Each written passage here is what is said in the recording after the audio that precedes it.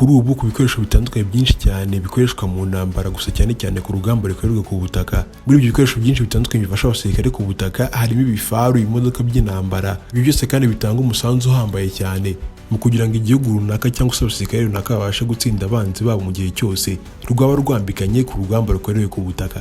Mwisi kandi intambara yihewe n'ibitwaro kirimbuzi cyangwa se bihambaye ku butaka gusa cyane cyane harimo imodoka by'intambara biri mu bwoko bw'ibifaru cyangwa se tanks mu ndimi z'amahanga. Mu bihugu bya mbere ku isi bivugwa yuko bikora ibifaru bya mbere bihambaye kandi bibasha gutahana intsinzi ku rugamba. Igihugu cya mbere kandi kizwiho mu isi gukora ibifaru bihambaye kandi bihenze cyane hakaba ari leta zunzubumwe za Amerika ziza ku mwanya wa mbere. Ku mwanya wa kabiri turasanga igihugu cy'Uburusiya nacyo kandi kizwi ko kitajenjetse mu gukora intwaro zihambaye cyane cyane zikoreshwa mu rugamba rwo ku butaka. Ku mwanya wa gatatu mu bihugu bihambaye bikora ibifaru bihambaye cyane ku isi turasanga igihugu cy'Ubudage. Kuva kandi impinduramatwara ya kabiri y'inganda yaba mu isi cyangwa se icyo bita mu ndimi z'amahanga industrial revolution, kuva impinduramatwara y'inganda ya kabiri yaba mu isi mu mwaka w'1870 ndetse kandi ikaza kurangira mu mwaka w'1914. Muri iyo myaka yose iri hagati igihugu cy'Ubudage cyakomeje gushyira imbaraga cyane cyane mu gucura intwaro zihambaye zakoreshwa ku rugamba, yaba ari iza kirimbuzi, yaba ari izakoreshwa ku butaka ndetse kandi n'izindi zitandukanye. Iyi ngiyi kandi akaba ariyo mpamvu nyamukuru ituma Ubudage buza ku mwanya wa gatatu mu gukora ibitwaro bikoreshwa ku butaka cyane cyane bifaru birindwa mubi ku rugamba. Ku mwanya kandi wa kane mu bihugu kandi biza ku isonga mu gukora ibifaru bikoreshwa ku rugamba rwo ku butaka ahangaha turasanga Ubwongereza nabwo kandi buzwiho gukora ibifaru bidasanzwe bikoreshwa n'ibisirikare byinshi bitandukanye mu isi. Mu kiganiro cy'uyu munsi kandi tukaba tugirwana ku gifaru cyambere gihambaye ku isi kandi gihenze gikorwa na leta zunzubumwe za Amerika, hakaba ari igifaru kirindwa mubi ku rugamba ndetse cyafashije intambara nyinshi zitandukanye ya Amerika. Iki ngiki kandi akaba ari igifaru cyo mu bwoko bwa M1A2 SEP V4 Abrahams. Iki ngiki kandi kimwe mu bifaru bigezweho kandi bikomeye ndetse kandi bifite n'ikoranabuhanga ridasanzwe ryo ku rugamba, yaba ari iryo kuhataka, yaba ari iryo kwirinda cyangwa se kubasha kurinda abantu bose baba bakicamwe imbere ndetse kandi twongeye no gukora misiyo zidasanzwe. Ibifaru kandi byo mu bwoko bwa M1A2 SEP V4 Abrahams, ibi ndetse akaba ari nabyo bifaru bya mbere ku isi bihambaye. Ibi bifaru bikaba bikorwa n'uruganda rwitwa General Dynamics Land System. Uru nguru kandi akaba ari uruganda ruzwiho gukora ndetse no kuvugurura ibitwaro by'intambara, yaba ari ibyo ku butaka, mu kirere ndetse n'ahandi. Uru ruganda kandi rukaba rukorera mu gace ka Sterling Heights muri Michigan muri leta zunzubumwe za Amerika. Ibi bifaru kandi byo mu bwoko bwa M1A2 SEP Abrahams bitangazwa nk'ibifaru bya mbere kuri ubu ngubu ku isi bihambaye. Bikaba byatangiye gukorwa mu mwaka w'1991 ndetse kandi bikaba byafashije intambara nyinshi igihugu cya leta zunzubumwe za Amerika cyane cyane mu ntambara zabaga zitoroshye ndetse kandi turi buze kugarukaho mu kiganiro kiri hagati.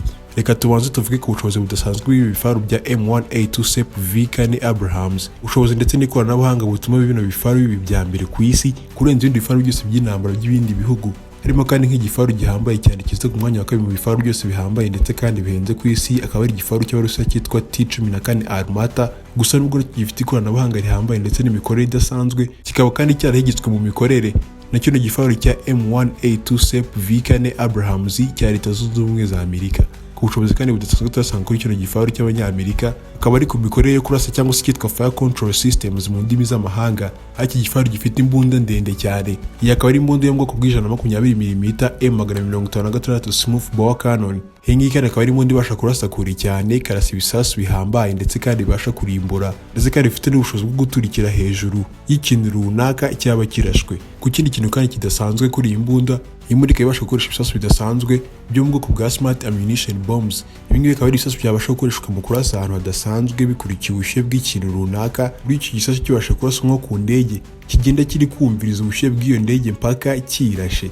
Ibi bifaru kandi bikaba bikoranye n'umubiri udasanzwe cyane witwa Chobham Armor. Ibi ngibi kandi akaba ari umubiri uhambaye cyane ugizwe n'ibyuma bigiye bikomakomeye byagiye bishyirwaho inyuma kuri ibi bifaru, aho bikoreshwa mu bikorwa bidasanzwe byo kurinda umuntu wese waba wicaye imbere, aho ndetse kandi ibyuma bikoze iki gifaru bibasha no guhagarika amasasu ndetse n'ibisasu bisa nk'ibyoroheje harimo nka grenade ndetse n'ibindi. Tukiri kandi ku gice cy'inyuma cyayo, ibi bifaru kandi bikaba bifite irindi koranabuhanga ridasanzwe ryitwa Reactive Armor, aho abasirikare bashobora kongeraho ibindi byuma bidasanzwe inyuma kuri bino byuma twabashije kuvuga mbere, mu buryo bwo gukomeza kurinda yuko hari igisasu cyabasha guturitsa cyangwa se gutobora iki gifaru. Tukiri kandi mu buryo bw'ubwirinzi, ibi bifaru bikaba bifite irindi koranabuhanga ryitwa APS cyangwa se Active Protective System. Iyi akaba ari system ikoranye n'ibifaru by'Abanyamerika bya M1A2 SEP V4 Abrahams. Iyi ngiyi kandi akaba ari system y'ubwirinzi ibasha gufasha kino gifaru mu gihe cyose cyaba kiri ku rugamba kumva igisasu cyaba kikirashweho ndetse ikabasha kuba yacyumvira kure, ku buryo kandi nayo yabasha kurasa ibyo bisasu kure ikabizimiriza mu kirere.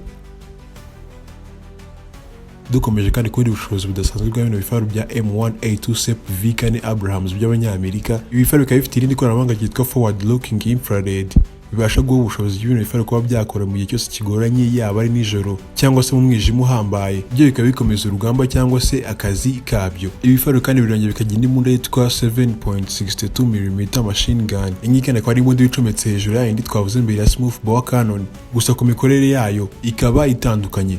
Kuri imbunda ya kabiri ya 7.62mm machine gun ikaba ibasha kuzenguruka mu byerekezo ibyo ari byo byose, ndetse kandi ikaba ikoreshwa mu kurasa amasasu gusa mu gihe cy'urugamba.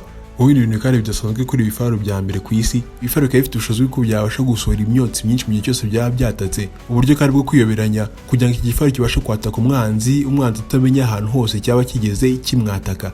Ubu buryo akaba ari bwitwa smoke grenade launcher, buba buri ku mpande zose yaba ari ibumoso ndetse n'iburyo bwa kino gifaru cya M1 cy'abanyamerika. Ibi byose kandi bikaba bigira akamaro ku rugamba, aho birasa mu kirere maze bikuzura ikirere bikabasha kujijisha umwanzi ku buryo atamenya ahantu hose igifaru cyaba kigeze kiri kumwataka cyangwa se kimusatira. Iki gifaru kandi cy'ubwoko bwa M1A2 Sep V4 Abrahams kikaba gikoranye na moteri idasanzwe, aho iyi moteri ifite ubushobozi bwa horsepower 1500, ndetse kandi iyi moteri ikaba iha ubushobozi kino gifaru byo kugenda kilometero 37 zose mu isaha. Ku gitangaje kandi kidasanzwe kuri uyu muvuduko wa bino bifaru, umuvuduko ukaba ugeragezwa gukoreshwa na kino gifaru yaba ari ahantu hagoranye, yaba ari mu misozi, mu bibaya ndetse n'ahandi hantu hose haba hagoranye. Ibi bifaru bikaba bibasha kuhagenda ndetse kandi bikoresheje uyu muvuduko wayo wa nyuma. Iki gifaru kandi kikaba gikoresha irindi koranabuhanga ridasanzwe ry'ubwoko bwa battlefield management system. Iri akaba ari ikoranabuhanga cyangwa system ikoranye na kino gifaru, ikoreshwa kandi mu guhanahana amakuru hagati y'ibindi bifaru by'abanyamerika byaba byatekeye ku rugamba icyarimwe, mu gusangira amakuru y'urugamba cyangwa se y'intambara iri kujya mbere